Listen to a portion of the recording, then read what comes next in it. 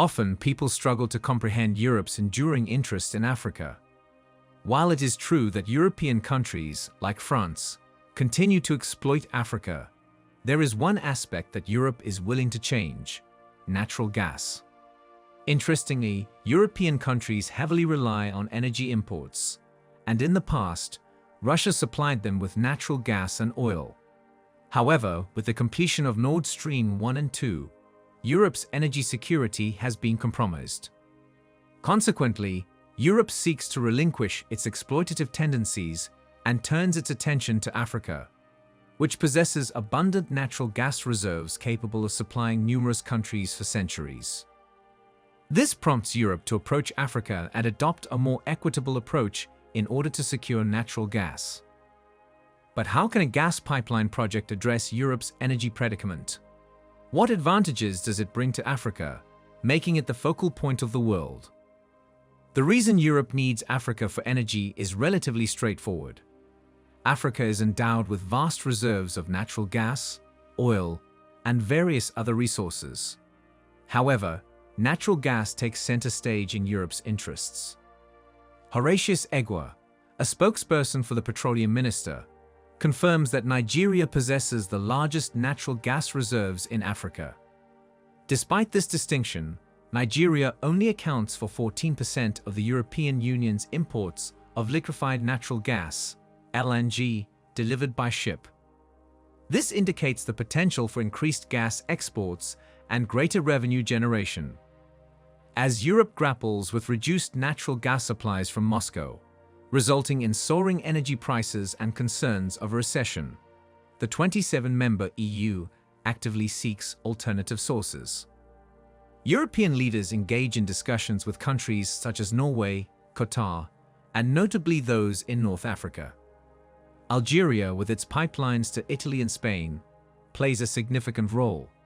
Recently, Italy finalized a $4 billion gas deal with Algeria, while Egypt reached agreements with the EU and Israel to boost LNG sales.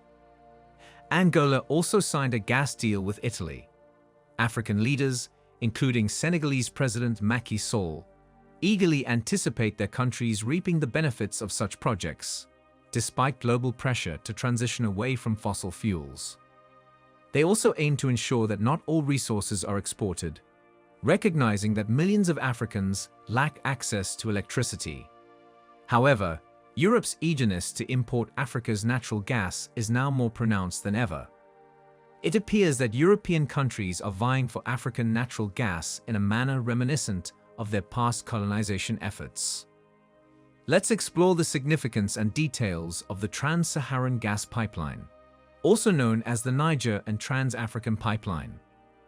This planned natural gas conduit aims to connect Nigeria, Niger, and Algeria, providing the European Union with diversified gas supply sources.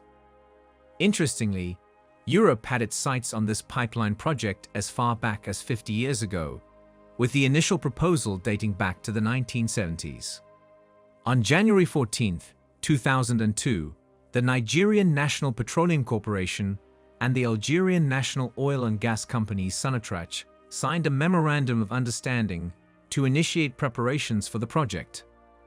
By June 2005, the NNPC and Sonatrach contracted Penspen Limited to conduct a feasibility study, which concluded in September 2006, confirming the technical, economic, and operational viability of the pipeline. During a meeting on February 20, 2009, NNPC and Sonatrach agreed to move forward with drafting a memorandum of understanding involving the three governments and a joint venture agreement. The intergovernmental agreement on the pipeline was officially signed by energy ministers from Nigeria, Niger, and Algeria on July 3, 2009 in Abuja. Further progress was made on July 28, 2022, when the ministers of energy from Algeria, Niger, and Nigeria signed a memorandum of understanding for the implementation of the Trans-Saharan gas pipeline project, transforming it from a proposed plan to an actionable project. This agreement, co-signed by Algerian Minister of Energy and Mines Mohamed Arkab, Nigerian Minister of State for Petroleum Resources Timi Silva, and Nigerian Minister of Energy and Renewable Energy Mahamane Sani Mahamadou, marked the successful conclusion of the third tripartite ministerial meeting held in Algiers. Now let's delve into the specifics of the pipeline's route. The pipeline is set to commence in the Warri region of Nigeria, traveling northward through Nigeria until reaching Hassi Omel in Algeria. In Hassi Omel, it will connect with existing pipelines such as the Trans-Mediterranean, Maghreb-Europe, Medgaz, and Galsi pipelines. These pipelines supply Europe from the gas transmission hubs at El Kala and Beni Saf on Algeria's Mediterranean coast. The projected length of the pipeline is 4,128 kilometers, with 137 kilometers in Nigeria, 841 kilometers in Niger, and 2,310 kilometers in Algeria. In terms of capacity, it is expected to handle up to 30 billion cubic meters of natural gas annually, with varying diameters ranging from 48 to 56 inches.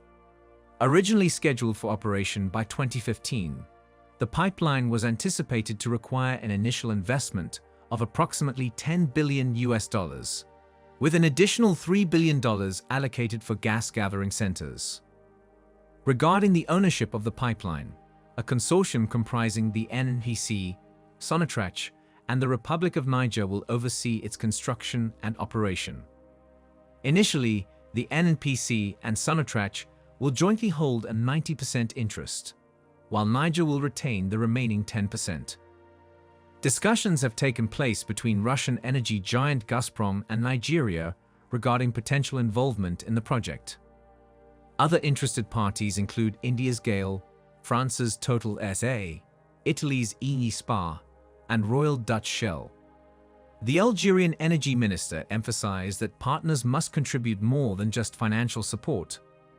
Both Algerian and Nigerian energy ministers have expressed openness to external collaborations, but stressed the importance of substantial benefits. Now, let's explore the potential benefits for the member African countries. Firstly, it's important to note that the pipeline is currently under construction and may take several years to complete. This can work in Africa's favor, providing time to consider the pipeline's conditions and ensure that African countries secure greater benefits. As dynamics in Africa evolve, countries have the opportunity to prioritize their national interests rather than compromising solely for Europe's benefit. Once operational, the $13 billion pipeline will have the capacity to transport up to 30 billion cubic meters of gas annually from Nigeria, traveling north through Niger and onward to Algeria. Subsequently, the TSGP gas is planned to be transported through the undersea Trans-Mediterranean pipeline to Europe or loaded onto liquefied natural gas carriers for export. This would generate billions of dollars in revenue for the three African countries. To put things into perspective, if the Trans-Saharan gas pipeline allows Europe to replace Russian gas, Africa could earn an average of $147 billion per year. This amount corresponds to what the EU paid Russia in 2021 for its energy imports. It's important to note that we are only considering a single pipeline with three African countries as sellers. When other African countries join the pipeline and contribute their natural gas reserves, European markets would likely absorb it due to high demand. However, energy experts remain skeptical about African gas flowing into Europe in the near future. Some suggest that the pipeline may not be constructed within the next decade. Isaac Bodi, a Nigerian public finance specialist from Abuja, believes that the lack of political determination could pose the greatest challenge to the project. Nevertheless, in the past, the pipeline gained renewed momentum whenever governments changed in the member countries. In 2022, the Trans-Saharan gas pipeline received renewed attention as representatives from Algeria, Niger, and Nigeria gathered in Niamey, Niger. Subsequently, in July, the energy ministers of these three nations signed a memorandum of understanding and agreed to establish a task force for the project, aimed at updating an existing feasibility study. As Europe strives to reduce its reliance on Russian natural gas, Algeria, Niger, and Nigeria have revived a multi-billion-dollar gas project that has remained dormant for decades.